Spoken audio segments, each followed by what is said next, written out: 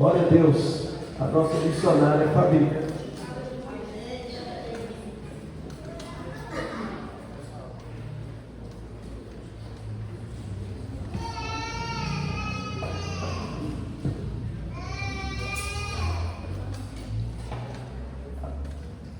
Glória a Deus. Cumprimento os irmãos com a paz do Senhor Jesus.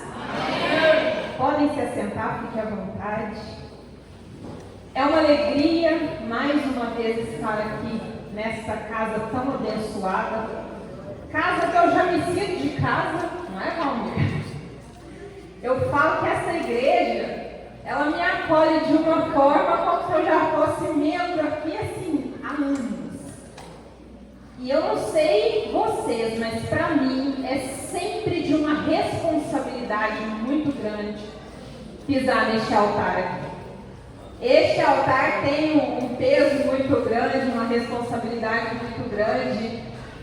E para mim é um desafio, porque aqui eu já presenciei quantas vezes grandes teólogos, doutores da área, e eu sou somente uma menina na fé. Então, fico muito feliz pela oportunidade e eu espero que nesta noite eu venha a ser um instrumento nas mãos do Senhor, porque quem convence é o Espírito Santo. E eu cheguei aqui nesta noite mesmo na minha meninice para derramar na vida de vocês. Que ninguém saia daqui da mesma forma que entrou. Que nesta noite haja avivamento no povo de Deus. Que lenha para queimar tem que estar junto. Amém, povo de Deus?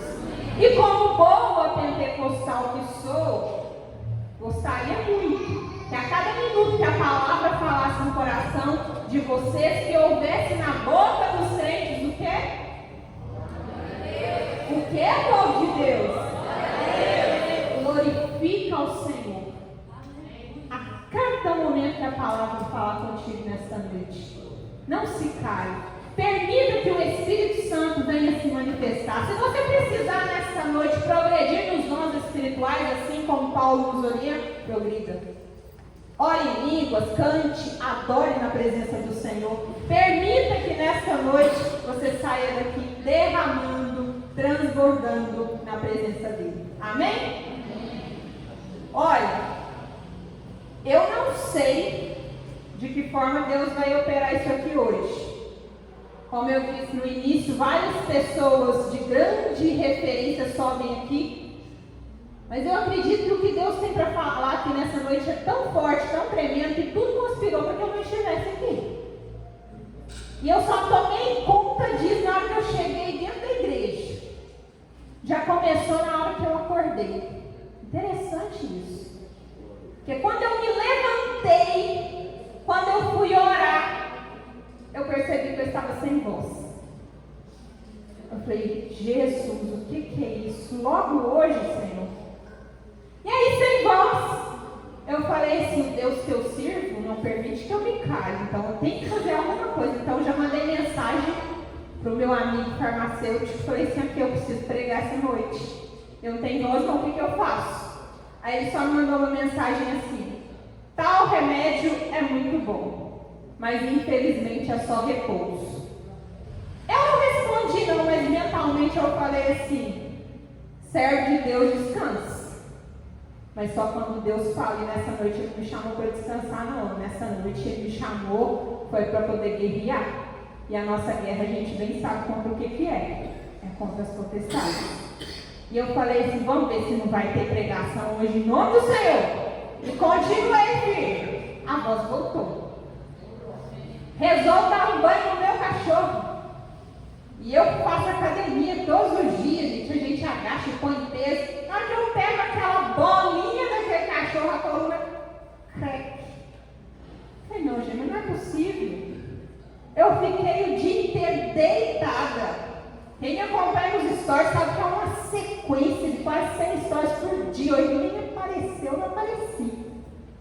Por quê? Estava travada. Eu falei, o sangue de Jesus tem poder e nem que eu tenho que pregar a hora sentada, mas eu vou. Levantei. Aí eu estou tomando banho para vir para a igreja, que eu olho para cima, o cano, gente, escoando água. Eu falei, o que é isso, meu Deus?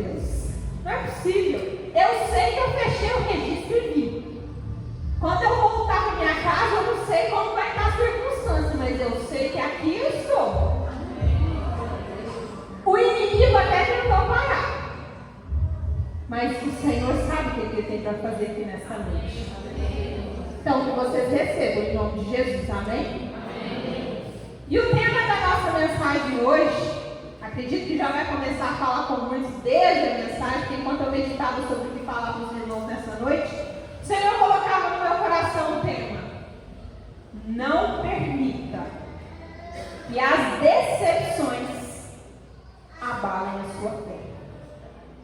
Repita comigo, igreja: não permita que as decepções abalem a sua fé.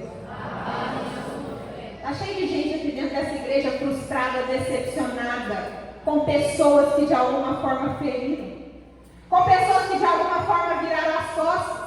Quantas pessoas que nem aqui estão desviadas, porque de alguma forma alguém feriu, alguém frustrou, alguém decepcionou. Então nesta noite eu quero falar com você que no seu coração carrega alguma dor, alguma frustração, decepção. E na maioria das vezes o que mais nos faz sofrer é porque essas decepções e frustrações vêm das pessoas mais próximas da gente. Na maioria das vezes elas não vêm das pessoas distantes, não são dos inimigos, são daqueles que a gente ama.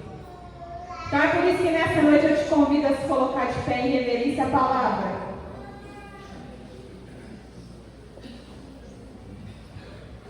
Abra sua Bíblia em 1 Reis, capítulo 19, versículo 2.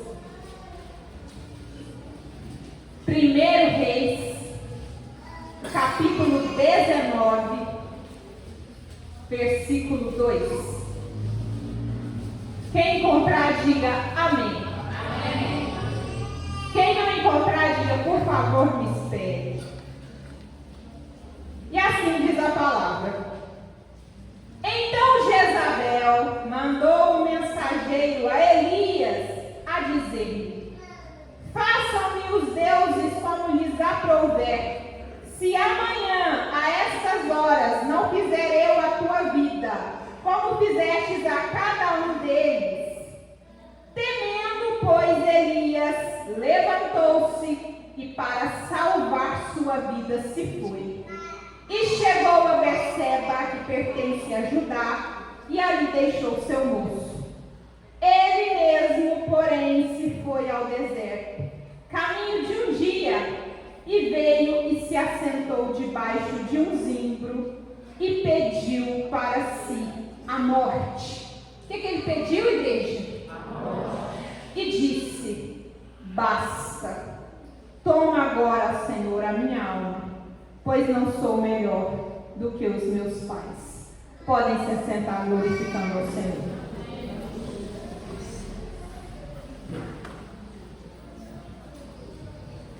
Eu sou suspeita de falar, minha companheira de jornada Marta bem sabe disso.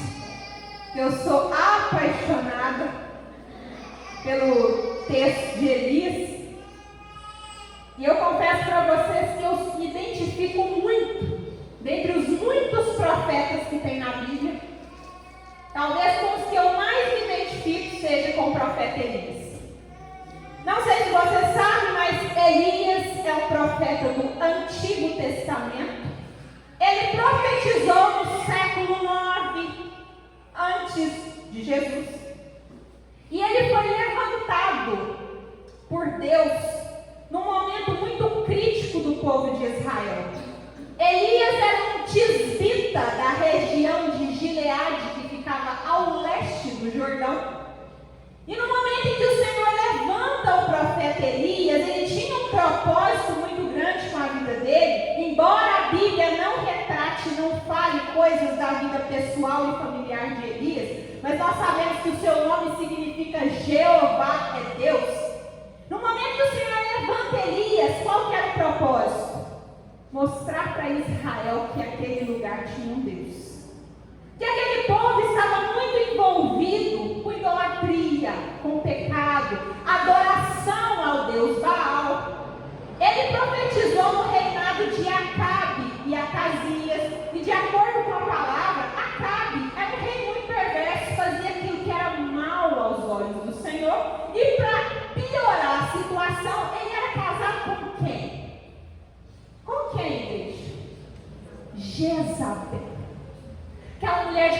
perverso, dura, uma mulher que ela adorava deuses, uma mulher totalmente perversa. Então o Senhor levanta este homem, Elias, para poder sacudir aquele povo, mostrar para aquele povo que havia Deus naquele lugar. Só que Elias, embora fosse um homem cheio de unção, um homem totalmente obediente à palavra, estava sempre orientado pelas instruções que vinha do Senhor, ele era um profeta muito solitário. Vocês já pararam para pensar sobre a vida de Elias? O ministério de Elias e Eliseu é muito diferente. Eliseu estava sempre rodeado, até nas escolas de profeta, quando a gente vai pensar ali naquele texto Morte na Panela, no momento em que os profetas estavam ali rodeados na presença de Eliseu, Elias não. Ele andava solitariamente, sempre nessa solidão. Por isso que eu disse para vocês que eu me identifico muito com a história dele. Porque quem conhece a minha história sabe disso. Fabiola solteira, mora sozinha, hoje carregando esse chamado para além da psicologia, de 11 anos já atendendo pessoas no consultório. Há alguns anos o Senhor me chama para missionária, para sair fazendo missões, levando o Evangelho de Cristo, não só nas igrejas, mas nas comunidades, nos lugares onde eu vou. E isso é muito pesado, igreja, principalmente para uma mulher. Já pararam para pensar? Porque na maioria das vezes, quem me acompanha sabe disso. É sozinha mesmo. É pegar a estrada de noite, dirige o carro sozinha, aí chega aqui, ó, filma sozinha, aí além daqui depois coloca isso nas redes sociais. Ou seja, é você muitas vezes pegar uma responsabilidade muito grande. Você serve muitas pessoas. As pessoas sempre estão demandando algo de você. Elas acreditam que de alguma forma você tenha algo para oferecer, só que dificilmente essas pessoas conseguem olhar para a dor do profeta. As pessoas colocam muitas expectativas em cima dos profetas, como se essas pessoas também não carregassem as suas feridas, as suas dores. E eu preciso falar para vocês nessa noite, a vida ministerial, ela também cansa. Cansa ou não cansa? Cansa? Cansa? A vida ministerial, gente, não é brinquedo, não. Muitas vezes você sobe em cima de um altar, prega, profetiza para uma igreja inteira, mas às vezes por dentro você está derramando. Derramando. E esse texto hoje chegou no meu coração para trazer para a igreja exatamente numa circunstância como essa. Porque aqui, quando eu olho para o texto e penso em Elias, eu fui vivendo nessa situação e vendo as circunstâncias que a gente vive que não são diferentes. Aqui nesse momento do texto, quando eu leio para vocês, vem falar no exato momento em que o profeta ele teve medo. Medo de Jezabel. Olha que interessante, porque se a gente parar para pensar, não fazia sentido Elias neste momento temer uma mulher, depois de tudo que ele havia feito. Se a gente acompanha na sequência do texto, você fala assim, não é possível que ele teve medo disso. Eu não sei se você sabe, a palavra aqui fala que quando ele chega no contexto, que ele é levantado para poder profetizar para esse povo aqui, no reinado de Acabe, o Senhor manda ele ir diretamente a Acabe, falar cara a cara com Acabe. Nos próximos anos não vai cair uma gota de chuva nesse lugar. Olha o que ele fez. Sozinho, somente diante de uma palavra, ele estava debaixo de orientação, debaixo da unção. Ele chega revestido daquele poder que vem do Senhor. Somos nós que muitas vezes também. Você está passando por luta, por problema, por dificuldade, mas você tem uma palavra lançada, você tem que ir entregar. Porque você foi chamado para servir. E ali, ele vai até Acabe, com a coragem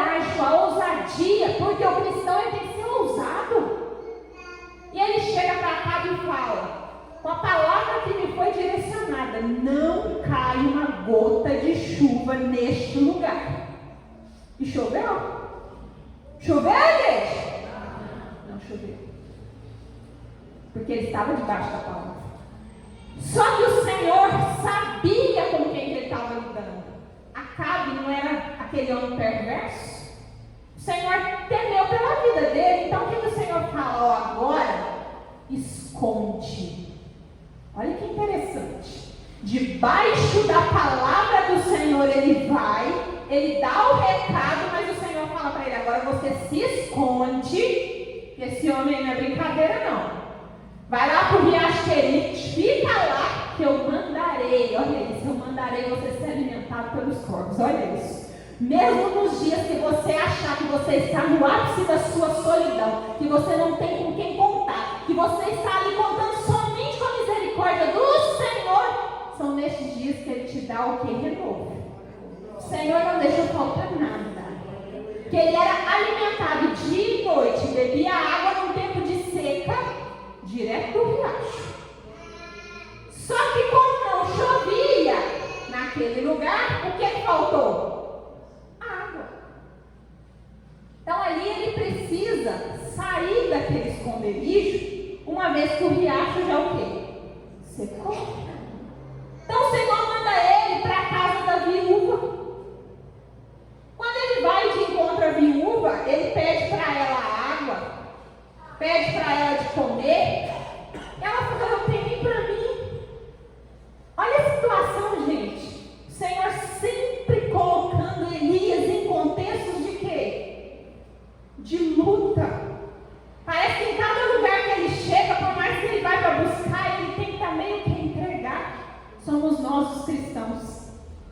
Aonde a gente chega, pode ser na padaria, no banco, se a pessoa sabe que você carrega a promessa, essas pessoas sempre chegam até a gente, é ou não é? Ora para mim, intercede por mim, porque sabe que você é uma pessoa usada pelo Senhor.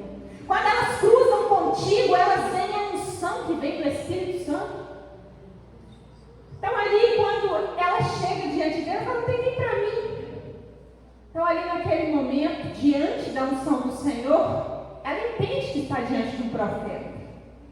E ela fica no tempo necessário, ele fica no tempo necessário na casa dessa mulher, só que ela começa a pensar até que há uma maldição em cima daquilo, porque depois de um tempo, o que acontece com o filho dela? Morre. Olha a situação. Cara, onde ele está, sempre tem um problema para ele resolver. E aí ele fala: Senhor, facilita aí, né? A gente acha que a gente dá umas cutucadas em Deus também, não dá? Ô Senhor, facilita aí, né? Tá difícil. E aí ele ora. E ele devolve, diante da unção do Senhor, aquele filho para aquela mulher. Só que o Senhor não nos deixa em zona de conforto, né? Deixa, igreja. Ficou confortável a vida do cristão se tiver tudo muito tranquilo. Você fala assim: o que será que está por vir? É ou não é? Foi o que aconteceu com ele.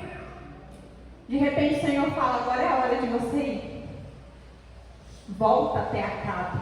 Aí eu fico imaginando a gente no lugar de Elias. Gente, mas o próprio Senhor falou que era para esconder de Acabe, temendo pela minha própria vida. Agora ele me manda voltar lá. Mas ele vai. E quando ele chega até lá, mais uma vez empoderado da unção, empoderado da palavra que ele carregava, quando o próprio Acabe olha para ele, olha nos olhos dele e fala assim: és tu, Elias, perturbador de Israel? Eu penso que se fosse com a gente aprenia nas bases ali na hora. O cara te chama de perturbador. Ele, na condição que ele tinha, podia fazer o que quisesse com Elias. Mas ele estava debaixo de quê? Da palavra. Ele fala: eu não. Perturbadora que é você, sua esposa. Só que eu quero mostrar para esse povo aqui, ó, que tem Deus nesse lugar. Vou fazer uma proposta para esse povo aqui. Olha a autoridade, aprenda com o profeta Elias, igreja. Crente que realmente confia no Senhor,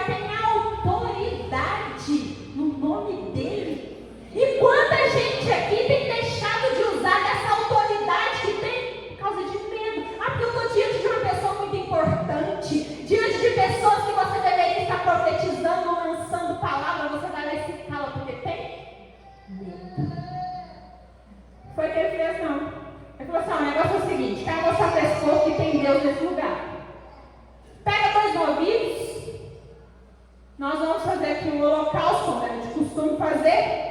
Nós vamos cortar os pedaços desse novilho, cada um vai oferecer. Você junta, reúne aqui no Carmelo, e o povo, né, observando aquela proposta. Reúne no Carmelo os 450 profetas adoradores de Baal. Eles vão oferecer o novilho deles, coloca sobre a lenha. Se o Deus deles aceitar esse sacrifício, ótimo, o povo vai entender que ele é o Deus desse lugar, mas tem uma condição: não pode pôr fogo, não pode pôr fogo. E eu vou fazer a mesma coisa, só que sozinho. Olha a ousadia. Aprenda a ter ousadia quando você estiver debaixo de uma palavra. Não é a quantidade de gente que tem que te amedrontar, não. Pode ser 1, pode ser 10, pode ser 1000. É você que está olhando às vezes para o outro. Você está começando um negócio novo. Alguém aqui, ó, você está falando com alguém nessa noite. Eu não vou começar não, porque o meu negócio é muito pequenininho. E o de pessoas está muito grande. E o Senhor fala: sou eu que estou contigo. Eu que sou o dono do negócio. Se eu permitir que você sonhasse, é porque eu vou colocar o chão. Mas não tenha medo, não. Não tenha medo, não. E aí ele lança essa proposta e o povo acha super interessante, porque pensa, o que podia acontecer ali? Elias passou vergonha.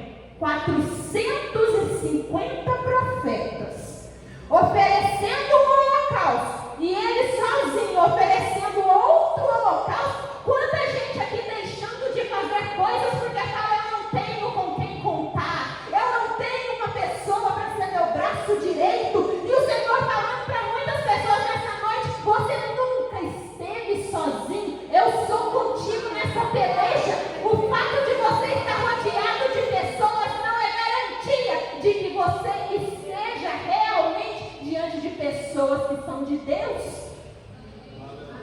E aí, o povo olha para aquilo e fala: gostando da ideia.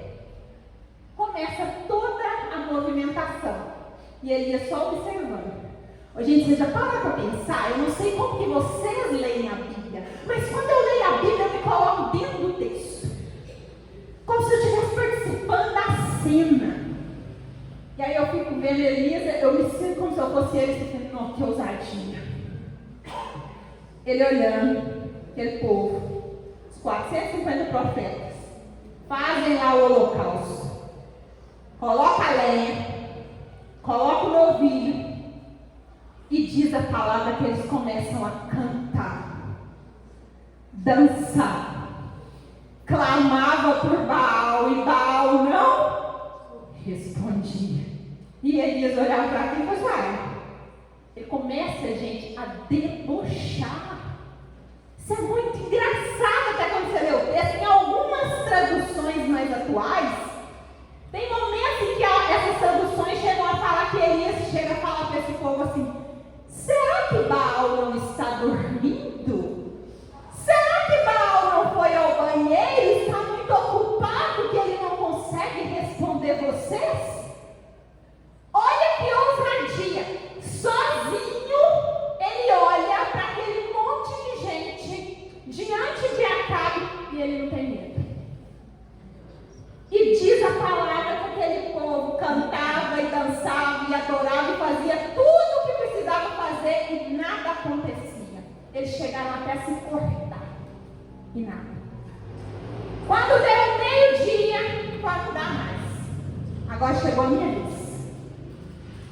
Elias, na sua simplicidade, entenda isso, igreja. Quando tem autorização do Senhor, você não precisa de parafernália, você não precisa de métodos, você simplesmente precisa fazer o que Deus te chamou para fazer. Amém. Ele, na sua simplicidade, ele vai lá, arruma o holocausto, mas antes ele se preocupa em consertar o altar do Senhor que eles haviam quebrado. Pega ali aquelas pedras e coloca representando as 12 tribos. E ali, ele monta o seu holocausto. E ele manda que o povo faça uma regueira ao redor. E fala: põe água. Aí eu fico imaginando o povo, esse cara tá louco? Nós estamos em período de seca. Holocausto para queimar precisa pegar o quê? Pegar o quê, igreja? Fogo. E ele manda colocar o quê? Água. Tem que pegar? Fogo. E ele manda colocar água. Ele olha para a regueira e fala: tá pouco. Põe mais água. O povo olha e fala: tá doido. Colocou mais água. Ele olha a segunda vez e fala: ainda está pouco. Põe mais água. E pela terceira vez ele pede que coloque mais água. Aquela regueira toda cheia de água. E aí ele faz uma única oração. Uma simples prece que não precisou daquela parafernália toda que aquele povo estava fazendo para Baal. Ele simplesmente fala: Senhor, Deus de Abraão, Deus de Isaac, Deus de Jacó, mostra para este povo que tem Deus nesse lugar. E cai fogo do céu naquele lugar, consome o holocausto e ainda lambe a água da regueira. Você já imaginou como que aquele homem deve ter ficado por dentro? Como que ele não deve ter ficado olhando para aquela situação, para aquela cena, e o povo naquele momento vendo que o Deus dele era o Deus de Israel? Eu falei: pronto, agora esse povo converte, agora esse povo muda, agora vai haver quebrantamento de coração. Parece conosco quando vamos pregar, vamos evangelizar, que a gente fala: agora a gente ganhou almas para Cristo, e a gente coloca expectativas demais em cima das pessoas. Só que aí o que acontece? Passa um tempo, a pessoa desvia, vira a cara para você, você se decepciona, porque você não entendeu que a função de convencer não é sua, quem convence é o Espírito Santo. Nós não temos função de ser Espírito Santo na vida de ninguém. O problema de muitas vezes estarmos decepcionados demais com família, com pessoas, com o chefe no trabalho, é porque colocamos expectativas demais nas pessoas. Todas as vezes que eu coloco expectativas nos outros, dificilmente eles vão corresponder. E é o que acontece com o profeta, o porta-voz de Deus, o homem que o Senhor falava diretamente com ele.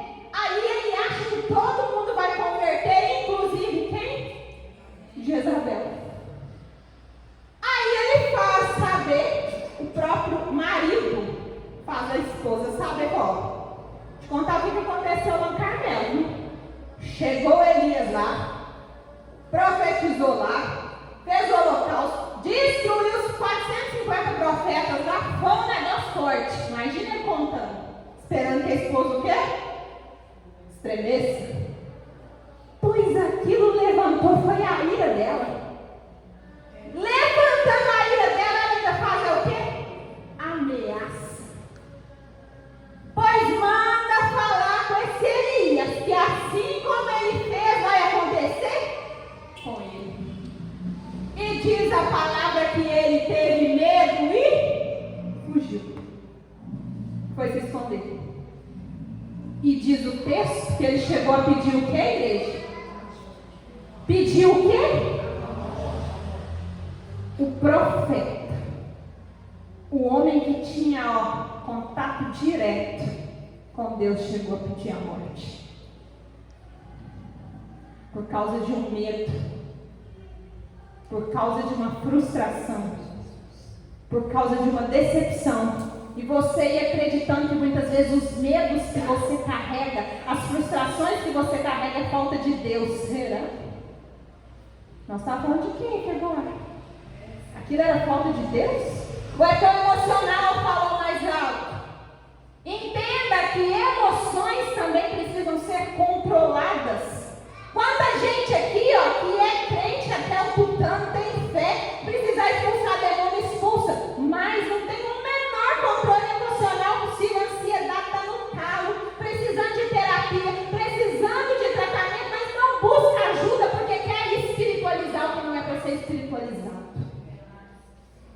Tem coisas que não são do espírito. Tem coisas que são da alma. Principalmente depressão. Agora eu venho falar para vocês aqui enquanto psicólogo. Tudo nos faz acreditar, tudo nos faz pensar que Elias, para além do medo, se ele não estava com depressão, ele estava com síndrome de burnout. O que é síndrome de burnout? Esgotamento. Para e pensa na trajetória do cara, gente. Era um tal de todo dia no lugar, fazendo isso, fazendo aquilo. Agora você foge, agora você vai profetizar, agora você vai enfrentar pessoas. Parece um monte de gente aqui que está na mesma situação, ligada 24 horas por dia, e aí depois não sabe por que está nesse esgotamento que está. Porque você não é uma máquina. Você precisa de ajuda, você precisa de distância. O Senhor está falando em muitos corações aqui nesta noite. Entenda que é preciso também descansar. É preciso buscar ajuda, não só no Senhor, mas dos profissionais que nós temos no nosso caminho, para o que nos estender as mãos. Principalmente para você que acha que depressão é falta de Deus. A depressão é uma doença muitas vezes química. Estão faltando hormônios no seu corpo.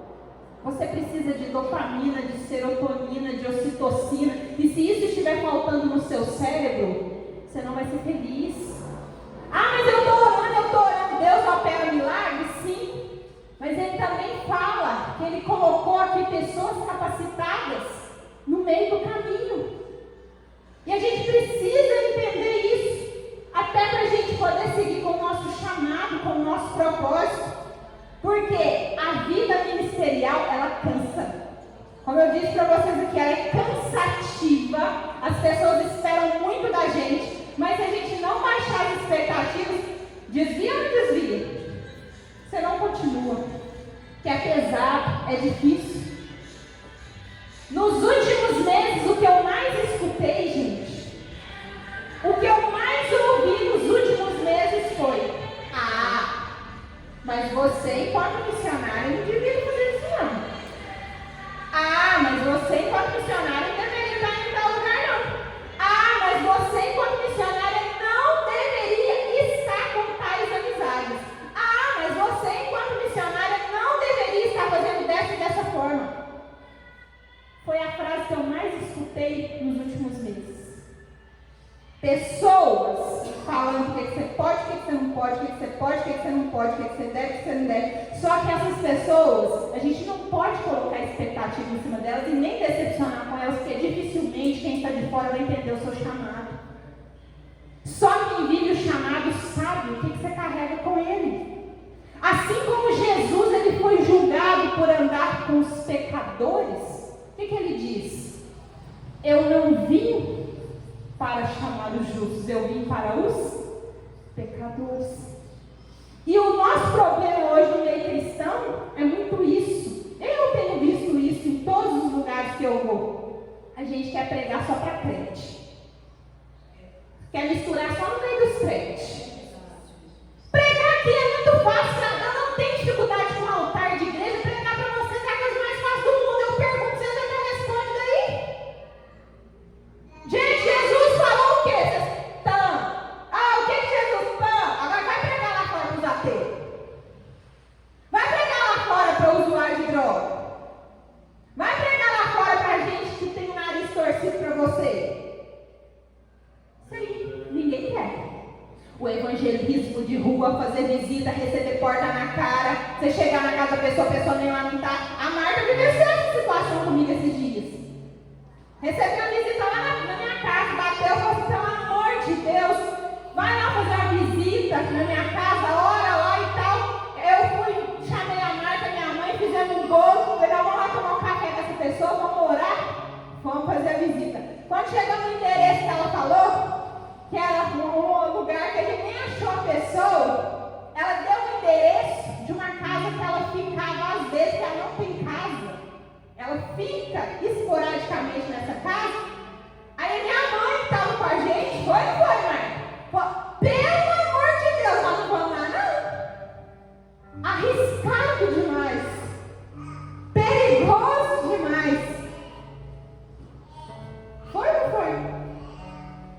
Porque a gente quer ficar no lugar do comodismo. Pregar aqui para mim não é desafio nenhum. Agora vai da porta para fora. Vai para a rede social, igual faz todos os dias. 2 anos já, todos os dias, de segunda a sexta-feira, pregando no YouTube. Todo dia aparece gente de tudo quanto é religião que vocês imaginarem. Gente que acredita e que não acredita em Deus.